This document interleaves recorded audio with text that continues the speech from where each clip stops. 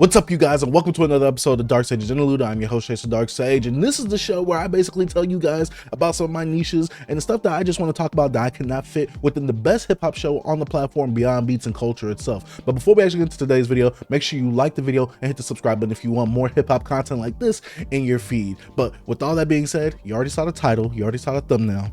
It's time to talk about Who Mike Jones? Okay, I'm sorry. We all know what I'm talking about today. We're talking about Mike Jones's debut album, Who is Mike Jones? And man, going back to listen to this, I first actually re-listened to this album in 2024, and I haven't re-listened to it in years since then because I really had no reason to. There's like a few songs that I go back to this, but I never really actually go back to that album itself. And going back to in 2024, I thought that was a pretty solid debut, especially coming out of 2005. And now with it being 2025 is the 20-year anniversary. And this is probably one of the biggest albums that came out of Houston during that Houston run during 2005 itself. It is just crazy to see that this album turned 20, because I remember my mom having the CD, like the actual CD for this, like the, not like a, a copy or a burnt version of it, I'm saying, not the bootleg, an actual official version of the CD right here. And I jammed this bad boy, and going back to this, it brought back a lot of nostalgia for me, right? Because I was actually living in Houston at the time when the whole Houston reign was reigning dominant in hip-hop itself. But going back to it, this album definitely does feel dated. And that's not always a bad thing, because obviously a lot of these albums, when it comes to music coming out during certain times, is going to show its age because of it coming out during a certain time. And while this is a nostalgic, like, dating, I guess you could call it that, it's a nostalgic sound for me. I will say that some of this music itself doesn't really hold up, and I gotta take the rose-tinted glasses off when it comes to this album, because while Mike Jones probably had like the biggest run when it comes to like a solo debut album coming out of Houston, it might have not have been the best itself. So let's actually go ahead and look at it right here. And as you can see, it came out April 19, 2005. I am dropping this video on the actual anniversary date of it. And the singles from this are Still Tipping and Back Then. And Back Then probably is like the second biggest song to come out of Houston from a rapper, excluding Travis Scott. From that era, probably Back Then might have been like the second biggest song, because you go to anyone, and this is the marketing genius behind Mike Jones. You could go say, who? Mike Jones? Everybody gonna know who you're talking about, right? And when it comes to songs like Back Then, everyone knows the chorus. The chorus is so catchy. The chorus definitely hooks you, pun intended. Oh, back then they didn't want me. Now I'm hot, they all want me. Is this the start of the Red Pill movement? Because a lot of Red Pillers, especially when I used to watch that content back then, a lot of them used to bring up either these lyrics or bring up certain topics like this. And Mike Jones, to a degree, I mean, rappers already brought up this topic of like, yo, like, I'm the underdog, like, you guys didn't want me or didn't care for me when I didn't have anything, but now that I'm hot, you guys want to care for me, you guys want to be in the mix of everything that I'm doing. Nah, stay over there on that side, especially because I was fat and you guys was calling me chubby and all that. So going back to this album, I will say that Back Then is one of those songs, like, I remember, shout out to Enter the Dome, I remember him saying like Juicy is like the perfect like hip-hop song to get someone like hooked into hip-hop, or like the perfect underdog song. I think Back Then, if we were to make a tier list, it would be the second best song after Juicy, because Juicy is a song where it's like, okay, I'm a huge rap fan, I come from the struggle, and now look, I made it. Back Then is definitely one of those songs that encapsulates that feeling of I'm the underdog, no one cared about me then, but now because I got money, everybody cares about me, everybody wants to be around me. I think Back Then is probably the second best like underdog like story, or at least song that encapsulates that theme right there. But we got Still Tipping, which to me exudes Houston culture, especially to its finest, especially with recently Paul Wall was on an interview off of Boss Talk 101's channel. Make sure y'all go check that out, where no one wanted to rap on that beat, because at first the beat was just the violin, that like it didn't have none of the bass, nothing behind it. No one wanted to rap on it except for Slim Thug, Mike Jones, and Paul Wall himself. So seeing what it actually came out to and hearing the original beat for Still Tipping, yeah, I wouldn't have wanted to rap on that beat either. But let's actually go ahead and look at everything that the album kind of like accomplished itself. Like, the album debuted at number 3, which is crazy, especially back then, because I don't even know if any Houston artist could do that now besides Don Toliver, Meg Thee Stallion, and Travis Scott, obviously. But 181,000 copies sold in the first week, certified platinum 2 months later. That is insane, because no album is doing that now unless it's Drake or Kendrick Lamar maybe, or Tyler the Creator. But we have some of these songs on this album in the actual Def Jam Icon video game, which if you guys don't remember that, you either might be too young or you just really wasn't into the Def Jam fighting games. Hey, that game was fun. I actually got that game physically still downstairs. But looking at the actual ratings itself, it looks like everybody was kind of like in the middle, or they was like, you know what, we'll give this like a passing grade. And honestly, going back to this album right now, I kind of like graded the same. Like back then, I would have been like, bro, 5 out of 5. Like, what are you talking about? This album is fantastic. But actually going back into this album, ooh, okay, so now we got the intro track, right? Because we're about to look at the track list.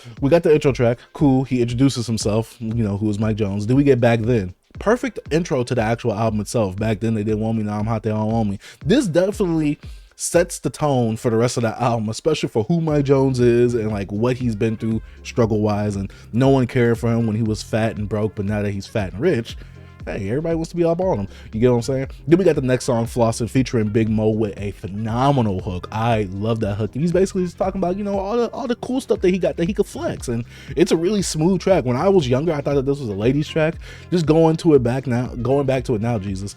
It's just a song of him flexing the candy pane, you know, sipping drink, you know, blowing on dang, you get what I'm saying? And then we got the track 4, Still Tipping, which to me is like, when you want to have a song that defines Houston to someone that's not from Houston, I will give them Still Tipping. Still Tipping is like the perfect embodiment, especially of that movement that was happening in Houston at that time, especially with the features from Paul Wall and Slim Thug. Slim Thug opening the song up, Mike Jones being the second verse, which it sounds like an older song, especially when you hear the mixing and how Mike Jones's voice sounds deeper than it actually does in the rest of the album. It actually really doesn't fit in terms of like how he sounds in the rest of the album. Still a good verse. And Paul Wall coming out and finishing that song with the third verse itself, which he really gave a good verse as well. There could be a debate of like who had the best verse on Still Tipping. You guys let me know in the comment section down below. Then we got It Sold Up remix, which I need to hear the original version, but produced by 3 6 Mafia's DJ Paul and Juicy J.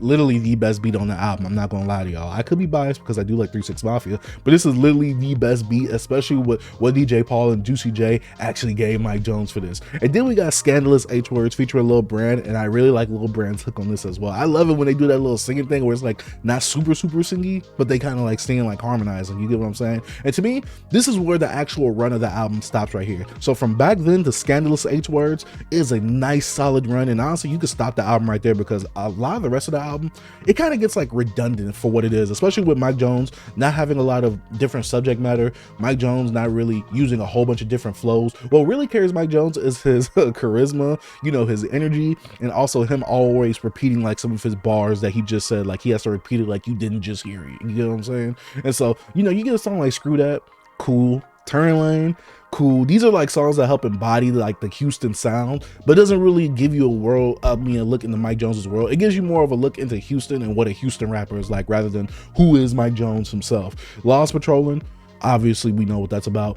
5 Years From Now is actually a really solid song that I really do like, outside of that little run that I told you guys that I really liked. 5 Years From Now, pretty good song. You know, he's talking about like, yo, where am I going to be at 5 years from now? Where's everybody that I love going to be at 5 years from now? Like, you got to think about the future basically, which I think is one of the more introspective tracks, which we don't have many of them on here except for like maybe Back Then. We got Cutting remix, cool. I think that's the one song I did not like, the one with the Yoda, like get that ish out of here. Then we got What You Know, which Paul Wall and Killer Calione came with a really good verse right there. Then we got track 13 with Know What I'm Saying featuring Bun B and Lil Kiki, also some phenomenal verses as well. Bun B at this time was on a monster feature run. Then we got Type of Negro You Need. It's cool. And then we got track 15, Grandma, where he's making an ode to his grandma who recently passed, and he wishes that she was still here and what she would be wondering or what she would be like if she was still here while he is, you know, become famous and become the Mike Jones of who he is. She's the one who pushed him to like use his name Mike Jones rather than coming up with a rapper name itself. So I thought this was like the second or third introspective track that we had on the project itself. But overall, looking at this track list and looking back at the album, like I said earlier, what carries Mike Jones himself is his energy, his charisma, and his actual songwriting himself. He has some very infectious hooks. He has some very infectious bars because of him actually repeating it. It's very memorable. Like I said, I remember Boss Talk 101 saying that Mike Jones is a marketing genius, especially with him having who? Mike Jones yelling out on the track, yelling his phone number out on the track, 281-330-8004. you remember that stuff because Mike Jones was just so infectious, especially with the way that he would repeat these lines and they would just stick in you because one, they were so simple, but two, he would repeat them like you didn't understand it at first. I don't know. But going back over this album, I thought that was a cool album. I thought like I was in the middle of it, like, yo, like looking back at it now in terms of like how it aged, back then it was good because it helped embody that Houston sound and it helped like during that movement. But looking back at it now, removed from the movement itself, it's an all right album. It's a debut. Like, it's that usual underdog rap that we've come to know and love in hip hop that a lot of the mainstream rappers come out with that really don't want to push the genre forward, but just want to come out with music. Like I said, these are some really good songs, especially tracks 2 to 6. Really solid bodies of work. Honestly, if you would have just make that an EP right there, phenomenal. 5 out of 5 for me because those are some great songs. Everything else is kind of like derivative, is kind of like repetitive, like nothing really changes. Mike Jones doesn't really switch his flow up like that. Mike Jones as a rapper is all right to me, honestly. Maybe like during that year, maybe the worst rapper. I don't know, worst rapper in terms of like lyricism and flows and stuff like that, but he's the one that has some of the biggest songs coming out of Houston during that time, so we got to remember that as well. It's not always about lyrics, it's always about like the type of music you make and how good is the songs that you're making. But yeah, let me know what you guys think about Mike Jones's debut album. Who is Mike Jones? This video wasn't going to be too long because there isn't much for me to really pick apart from this album itself. I know my co-host didn't want to talk about this because he was like, it's Mike Jones, like I grew up with this, which I mean, same, I grew up with this as well, but I wanted to actually talk about it because it is turning 20 years old this year, and it's just crazy to see this album turn 20 years old. I remember bumping this heavily, bumping his American Dream EP, buying that on CD and getting the DVD with that, and listening to his third/second album, The Voice, which I really enjoyed that as well. So Mike Jones, very charismatic person, very energetic person as well when it comes to him being on these tracks right here. But as a rapper, there's a lot to be desired when it comes to Mike Jones, especially with him not really rapping about much, but very similar subject matter, which literally when it comes to like the stereotype of what Houston rappers would rap about back then, that's literally all Mike Jones would rap about back then, which could be a good thing or a bad thing depending on how you look at it. But it's more so, do you like the songs that's coming from that said artist? Do you like the production that's coming from that said artist that he chooses for some of these beats? Overall, the beat selection, especially with Salih Williams, I believe that's how you say the name, he's littered all over the actual album itself, which I like most of that person's production. But overall, Mike Jones, it's the same thing that you're gonna get. Literally, it's Back Then to Scandalous H Words. That's all you need from this album, and you got exactly what the album is about itself. But yeah, let me know what you guys think about Mike Jones' debut album. Who is Mike Jones? Let me know your favorite tracks on it, but you can't say Back Then or Still Tipping, which a lot of people are probably like, well, I don't have a favorite track then. I don't know. You guys let me know about what you think about this down in the comment section down below. Like I said, I just want to pay respects and talk about it for the 20-year anniversary. Let me know what you think about this down in the comment section down below. But that has been another episode of Dark Sage's Interlude. I'm Chase the Dark Sage, and I'm out. Peace. See, when I ain't had no money, I still had sauce. So if you don't got no sauce, then you lost.